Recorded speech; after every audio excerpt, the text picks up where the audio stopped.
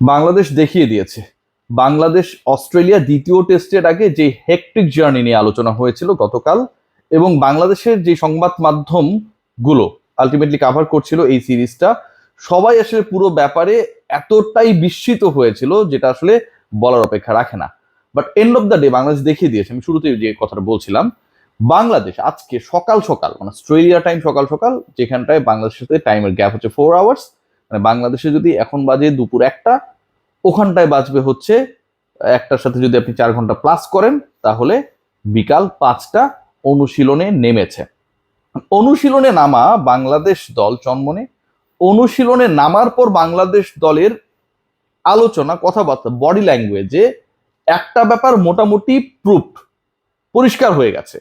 সেই ব্যাপারটা হচ্ছে বাংলাদেশের যেই পরের ম্যাচটা রয়েছে, দ্বিতীয় টেস্ট, লাস্ট টেস্ট, যেই টেস্টে বাংলাদেশ জেতার লক্ষ্যেই নামবে। আগের টেস্টে যেই দলটা জয় পেয়েছে 9 উইকেটে, তারা পরের টেস্টে নিশ্চয়ই ডিফেন্সিভ ওয়েতে নামবে না। যেই টেস্টে বাংলাদেশ জেতার লক্ষ্যে নামবে, সেই টেস্টে বাংলাদেশ দলের যেই কম্বিনেশনটা ছিল ডারউইন টেস্টে, সেই কম্বিনেশন মোটামুটি চেঞ্জ হচ্ছে বলা যায়। মানে বাংলাদেশ উইনিং কম্বিনেশন রাখছে না। এবং ম্যাকাই টেস্টে, গ্রেট ব্যারিয়ার রিফ অ্যারেনার ইনাগুরাল টেস্ট, এর আগে এই মাঠটায় কখনো কোনো ধরনের টেস্ট ম্যাচ অনুষ্ঠিত হয় নাই। বিভিন্ন বয়স ভিত্তিক পর্যায়ে, এ টিম পর্যায়ে লঙ্গার ভার্সনে ক্রিকেট ছিল, বাট টেস্ট ম্যাচ মানে national team versus national team test match কখনো অনুষ্ঠিত হয়নি। সেখানকার প্রথম টেস্টে বাংলাদেশ আলটিমেটলি উইনিং কম্বিনেশন ভেঙে দলে পরিবর্তন এনে, 11-এ চেঞ্জ এনে খেলতে নামবে।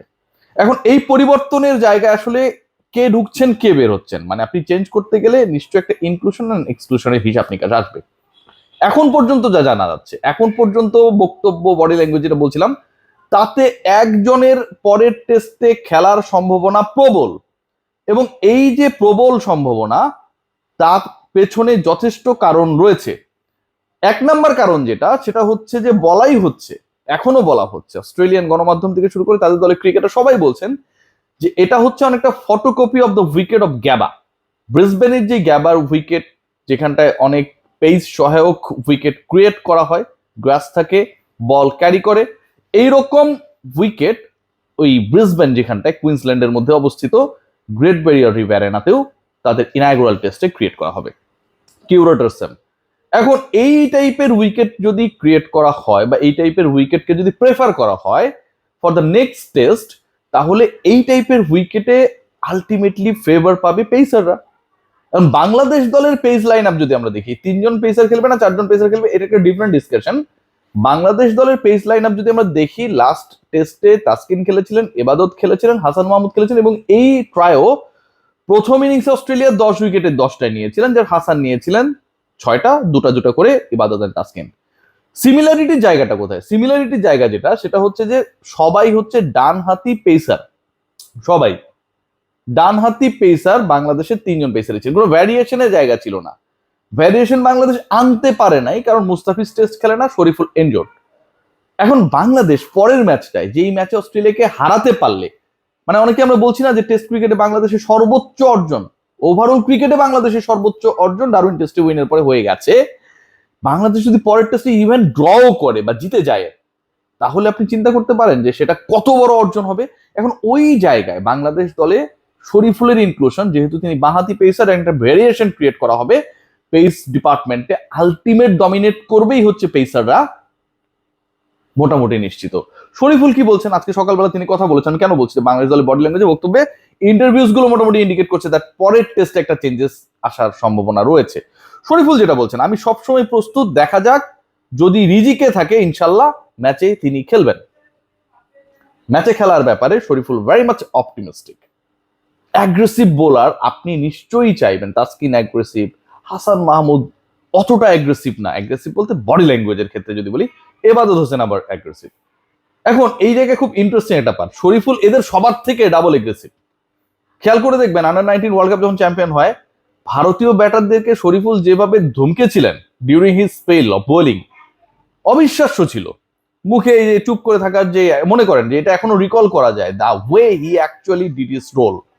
সো অস্ট্রেলিয়ার বিপক্ষে পরের টেস্টে বাংলাদেশ স্লেজড হবে, তাদেরকেও স্লেজিং করতে হবে, তাদের কথার উত্তর দিতে হবে, বোলিং করার পর ফলো থ্রুতে ব্যাটসম্যানকে ভয় দেখাতে হবে। অল দিস থিংস বাকি তিনজনের মধ্যে এই ইনগ্রিডিয়েন্টস গুলো যতটুকু রয়েছে শরীফুলের মধ্যে আমার কাছে মনে হয় যে তাদের থেকে বেশি রয়েছে। Number 2, he is a lefty pacer. So শরীফুলের মানে ইনভলভমেন্ট নিয়ে, দলে ঢোকা নিয়ে শরীফুলের কথা থেকেই মোটামুটি পরিষ্কার একটা ইঙ্গিত পাওয়া যায় যে যদি রিজিকে থাকে তিনি পরের টেস্টে খেলবেন। আবার এদিকে ফিল সিমন্স বলছেন উইকেট পেলেও আবেগ যেন অতিরিক্ত না বাড়ে। উইকেট, মাথার মধ্যে উইকেট ঘুরছে, কিন্তু ছক্কা, 4, হাফ সেঞ্চুরি, সেঞ্চুরি কিন্তু ফিল সিমন্স বলছেন না, না পেলেও যেন খুব বেশি কমে না যায়।